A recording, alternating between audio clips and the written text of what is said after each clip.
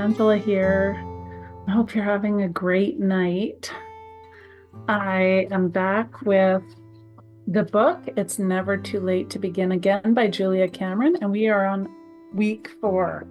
So if you haven't joined me yet in our book club read, it's so awesome.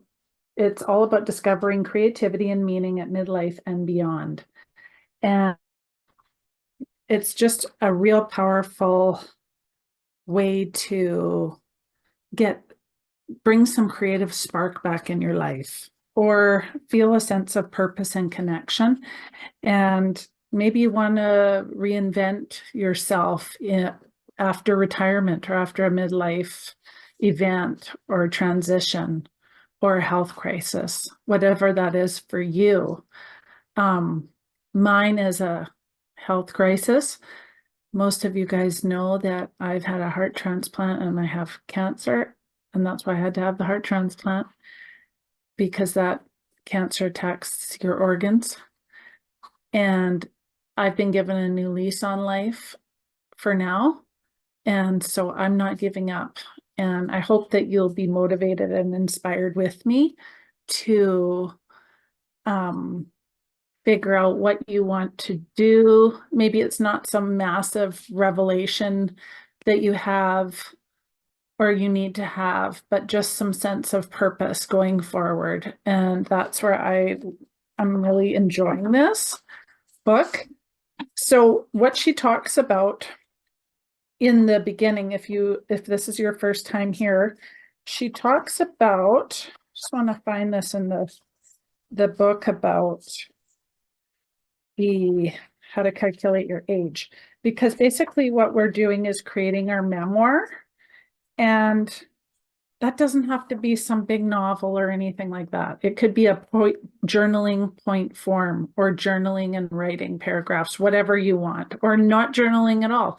You could just read through the book and try and spark things with that. But basically, she's saying that the memoir is a weekly exercise that builds upon itself. You will divide your life into sections. As a rule of thumb, divide your age by 12, and this number of years you will cover each week. So I'm 48, and so I divided myself, and I started in week 1 at 0 to 4, and then week 2, 5 to 9, and then I should have I said 9 to 13, but it should actually be 10 to 14. And week 4 now is 14, 17, that would be. Okay, so there's 12 weeks in the book. I'll just show you the table of contents. So we are going through this, and you don't have to get the book. If you don't want to, you can just follow along. I'm reading all the tasks out for you to do in case you don't want to buy the book. You don't have to. So basically, I'll just recap quickly. Week 1 was reigniting a sense of wonder. Week 2 is reigniting a sense of freedom. Week 3 is reigniting a sense of connection. And week 4 is reigniting a sense of purpose. And we are on week 4. And this one so far is my absolute favorite. There's so many things sparking in my mind. I just really enjoying this one. So she starts by saying, this week, your memoir will focus on early impulses and ideas you followed or ignored. As you begin to form your adult identity, you will look at historical touchstones that define you and carry meaning for you. You may find yourself inspired to muse on the type of legacy you are leaving and the type you would like to leave. So there was some really touching thoughts in this one because of my situation, and whatever your situation is unique to you. I honor that. And so there might be some more tears shed in this one. I'm not sure. Lots of things make me cry lately just because I'm very emotional about stuff when I'm thinking about the journey that I've been on. But this one had like just is so interesting to me because of my counseling background and my different work backgrounds and also different businesses that I've had online coaching. And so I just really love the topics of this one. Oops. So the topics are callings, which I love, legacy, touchstones,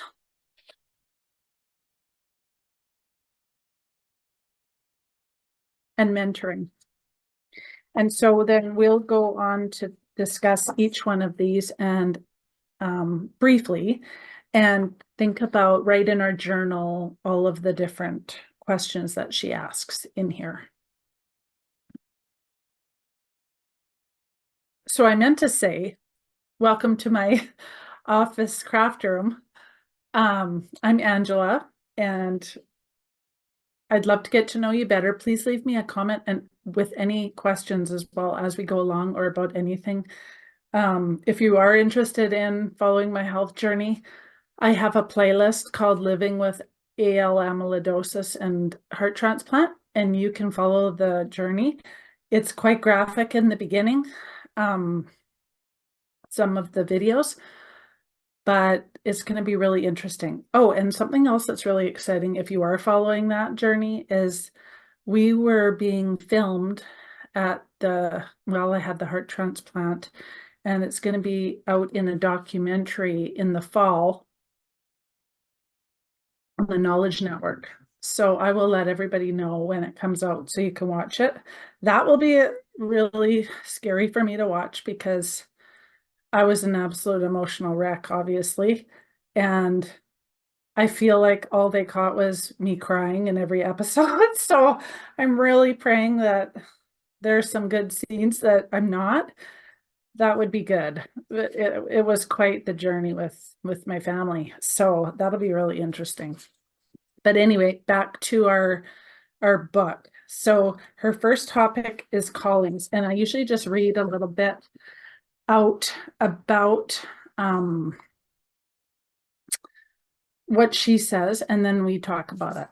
So she goes to say that it's true that many people who are not immediately able to identify a calling for themselves assume that they don't have one at all. And this is because that still small voice may speak too softly for them to hear when they are focused on worldly goals. We all have one or more callings, but sometimes we do not recognize them as such because the term calling has become so weighted, such as a calling to join the such and such. But a calling does not have to be a mission requiring self-sacrifice and devotion. Many people have experienced what she calls creative U-turns, which is where working along in an art form only to abandon it somehow. It might be quitting music, it might be quitting cooking, it might be something where you got busy and or discouraged and gave up. And those are just little examples of all to say that there are many small choice points in our story where we formed ideas about ourselves and followed or abandoned these interests with little awareness of how or why our decision was made at the time. It is time now to look back and revisit the opportunities we took and those that we rejected, to consider ideas and passions we had early on, and to discover those interests that we were once called to explore. So this is a really powerful one. I love this whole topic.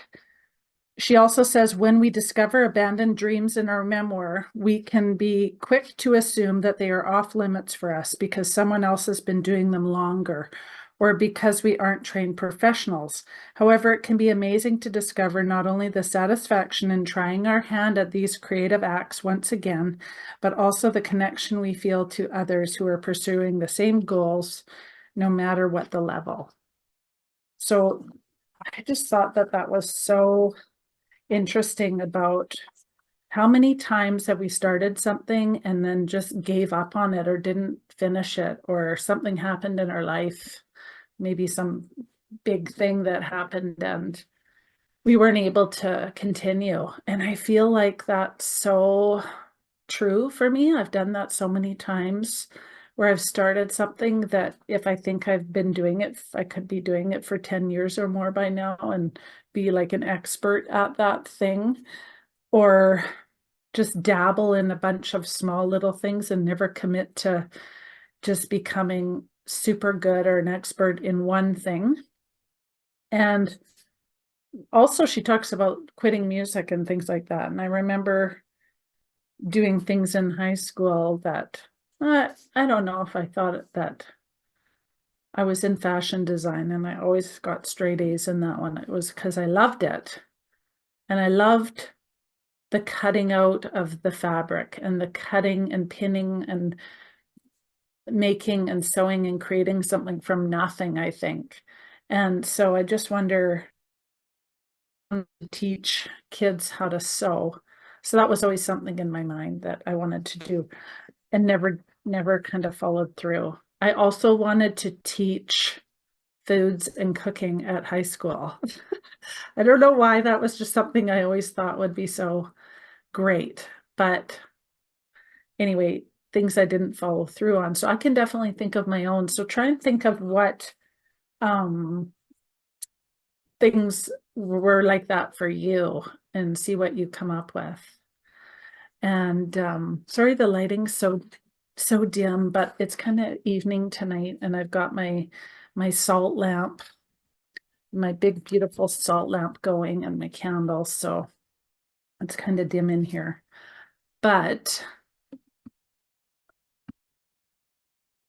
the questions now for week 4 are, and you can pause the video, or if you have the book, you can follow along if you need to write these things down. But the questions for your journal are: describe your major relationships in this period. That would be people, I assume. Where did you live?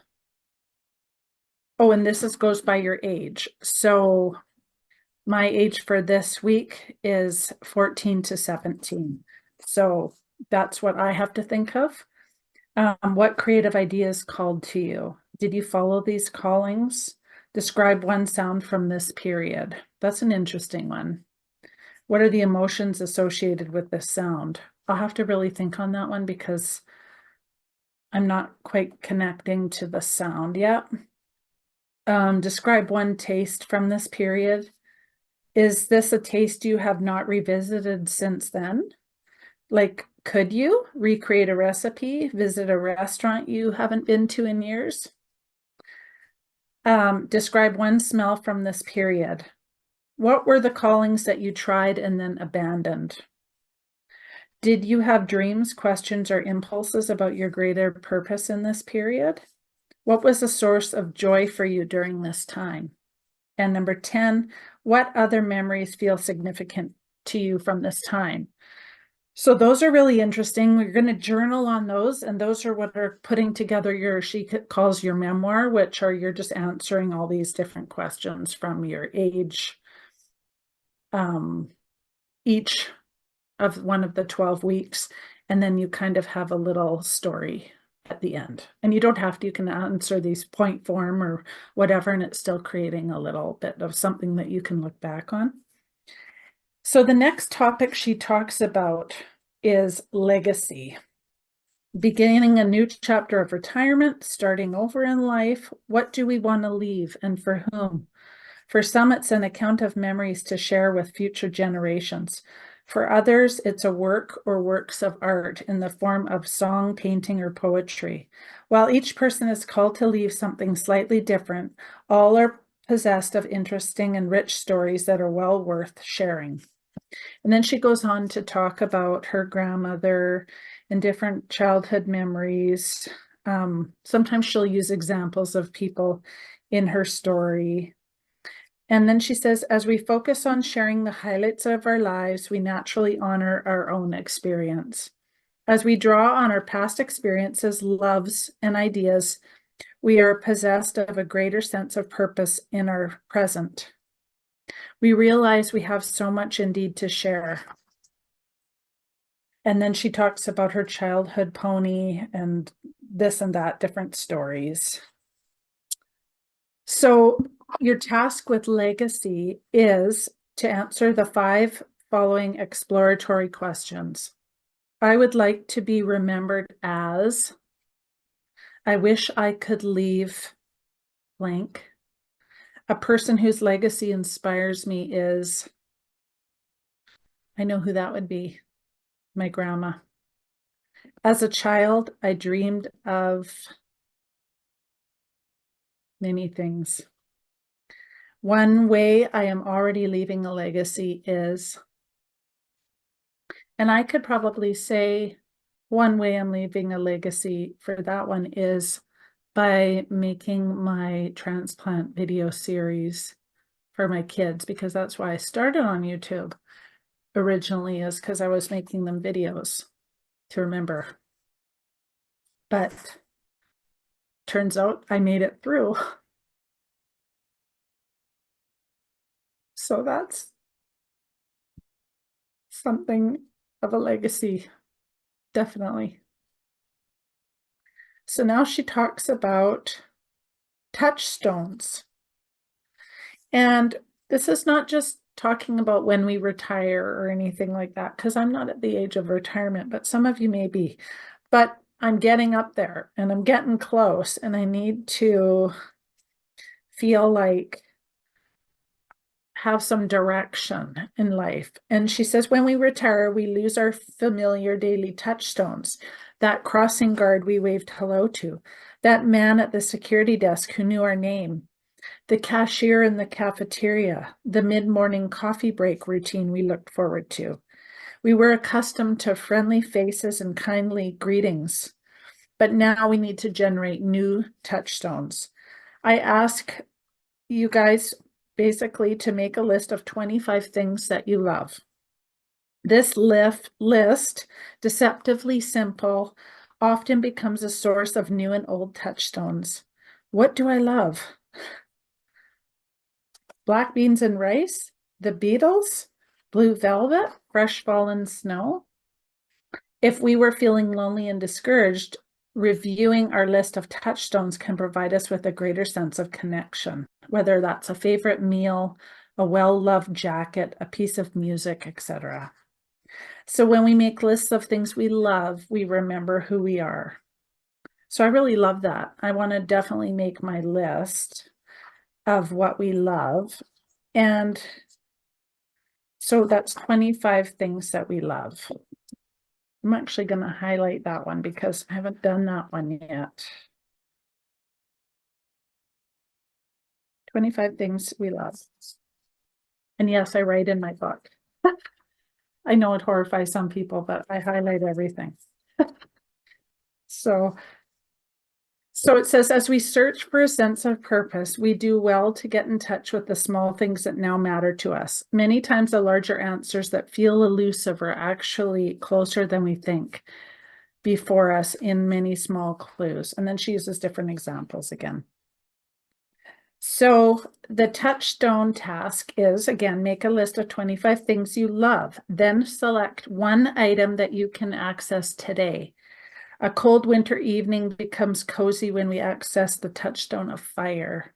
An afternoon spent writing becomes friendly when a favorite music is on. In naming things that we love, it can help to enumerate some touchstones in each of these senses. So we go on to write a list of things that taste. She's got green chilies, rhubarb pie, rice pudding, apricot jam, hot cocoa.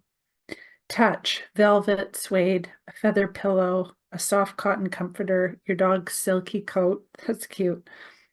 Smell, Homemade fresh bread, incense, sage, pine boughs. Sound, different music, certain songs, distant thunder, the rain.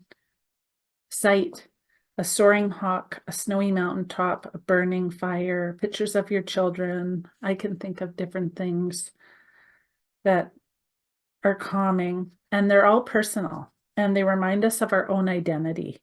And then they put us in touch with what brings us joy. So I really love that one. And I think that one's critical to do writing into your memoir, because when you look back on all those things, it's so interesting to remember. And things might come to you as like you're doing your daily things and it just spark, oh, I have this thought of what I wanted to write down, and then you can add it to your list. The next topic she talks about is mentoring. Few things bring us more of a sense of purpose than experiences of learning and teaching. She teaches regularly close to home. She talks about at Santa Fe Academy in Albuquerque, or traveling, teaching in London, blah, blah, blah. And as we age, whether we consider ourselves teachers or not, we have the opportunity to be a sage. And acting on this opportunity brings a sense of purpose. Younger people can look up to us for help. We can accept this request as a gift. And one of the fruits of aging is wisdom. We know how to handle situations that once baffled us. We have learned discernment. Isn't that so true? Sharing our hard-earned knowledge is one of the joys of aging. Mentoring others can bring great satisfaction. As we make ourselves available to the sounding boards, we are paid handsomely with the priceless gift of gratitude. So she talks about different things about knowledge, and mentoring is a two-way street. And by sharing what we value, we validate ourselves. And I think that is so key. And the task for mentoring today is write freely. Explore your memories of a mentor who influenced you. Who was this person? What did you learn from them? How did they change you? Now look around at your current life. Who could you pass on some of these lessons to? It might be a handwritten note, an email, a text, or a call, but connecting ourselves to those who have gone before us and who follow us, we become part of a larger whole. Reaching out to those who influence us and remind them and ourselves of the importance of them in our lives. I think that's so key. So at the end of each chapter, there's a weekly check-in. And I didn't go over it in all of the videos, but it's the same usually every single week, the questions, but I will in this one because I haven't yet. And she says, how many days did you do your morning pages? That is your 3 pages of handwritten writing in the morning. And that's not writing to be judged or for spelling errors. That's just your brain dumping everything from your mind into your morning pages. And then she talks about weekly doing an artist date, where you go take yourself somewhere special and you give yourself a treat day, whatever that is. Go to a coffee shop, go to a bakery, go to a thrift store, or go to a shopping, whatever that is that you like, a park, a hike, whatever special date that you've been wanting to do that you haven't done for yourself, to go do that. And daily take a minimum of a 20-minute walk. And then what ahas did you discover this week? Did you experience any synchronicities? What were they? What did you find in your memoir that you may want to explore more? Did anything come up repeatedly? I think that one's really key, because when stuff keeps coming up and coming up and coming up, it's of somewhat importance. And I think that that's significant, and to explore that further for sure. So that is our week 4 in a nutshell. What an awesome book this is. I just love this one. There's so much thinking to be done and thoughts. I'm going to delve deeper into this one and do my task list of my touchstones of 25 things that I love now that I can use as my new touchstones, because I really love that idea. Really love that idea. Because they are different and they do change as you grow older and or change careers or change your life or move or whatever those are. So thank you guys so much for joining me in my little office craft room tonight and going through the book. Each time I'm doing something a little bit different. Sometimes I might do the same thing. I really just wanted to visit and discuss this with you guys in here tonight because I just felt like doing more of that in the reading in the evening and writing. So I hope you have a wonderful day. Thank you so much for being here, and please subscribe to my channel if you enjoy this. I'm going to be doing lots more interesting things as the year goes on. I have all sorts of cool ideas. And if you want to stay tuned for week 5, the topic is reigniting a sense of honesty. Ooh, that one's going to be really interesting. I'd sure love this week. So I will see you next week in week 5. Have a wonderful night and take care, friends.